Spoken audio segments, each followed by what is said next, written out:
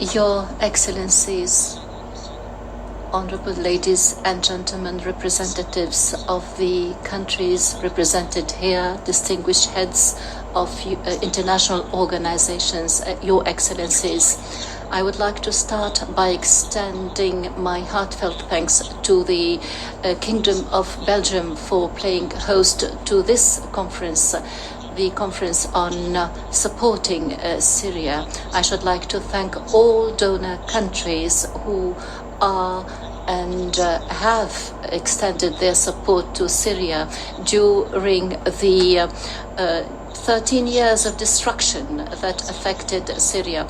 The Syrian people was able to liberate itself from the system of and the regime of Assad. However, the Syrian people has to deal with the legacy, the harmful legacy it has left behind.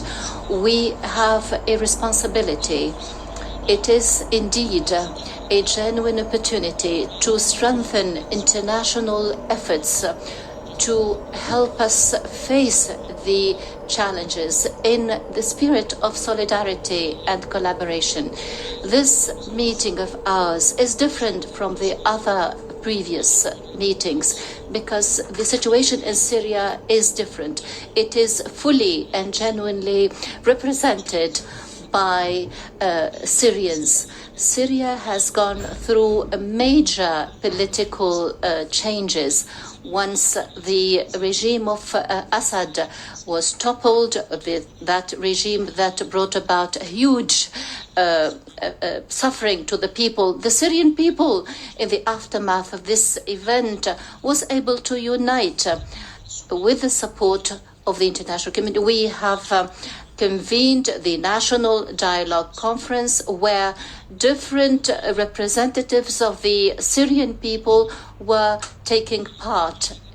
This is the first opportunity where the Syrian people and its true and genuine representatives were taking part in this consultation process after more than 5 decades of tyranny. Ever since the first day of the new dawn of Syria, we have started our fight against corruption, promoting transparency in the governance. We are trying to achieve the conciliation between all components of our society, regardless of the ethnic, sectarian, or religious character. Ladies and gentlemen, the peace and stability of Syria is still under threat because of foreign interventions and the remnants of the former regime. In addition, Israel is violating the 1974 agreement. It is taking advantage of the transitional stage of our society. It has carried out a breach of our sovereignty. Syria is one state. Syrians at large cannot possibly be complacent towards any attempt to interfere with our own affairs or harming our unity. Thus, we have celebrated in the various parts of Syria to celebrate what we have achieved. This was a major break with the suffering of the Syrian people under the old regime. We want to protect our territories and to guard against any threat from the outside or those who are leaking inside Syria. Despite all these challenges, we are adamant on the process of cleansing our country from corruption, and we want to achieve peace, transitional justice, and reconciliation. We cannot accept any attempt to interfere with our policies to the detriment of our people. Some have tried. 54 years of tyranny led to major sacrifices. Many people were killed. We believe in the true sense of citizenship, the citizenship of every single citizen of Syria, regardless of their ethnicity or religion. The age of tyranny has gone. It cannot come back. We shall save no effort in bringing anyone who perpetrated any crime, whose hands are stained with blood, to get away with murder. We will bring them to justice. We have seen what has been achieved in Syria.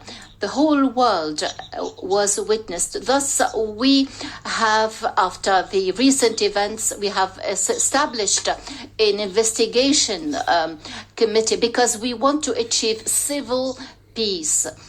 Ladies and gentlemen, today we are here not to talk about humanitarian assistance, but we want to establish a true plan in order to achieve the goals, those of lifting the sanctions, to let us rebuild, to help Syrians rebuild their country, free from the coercive and unilateral sanctions.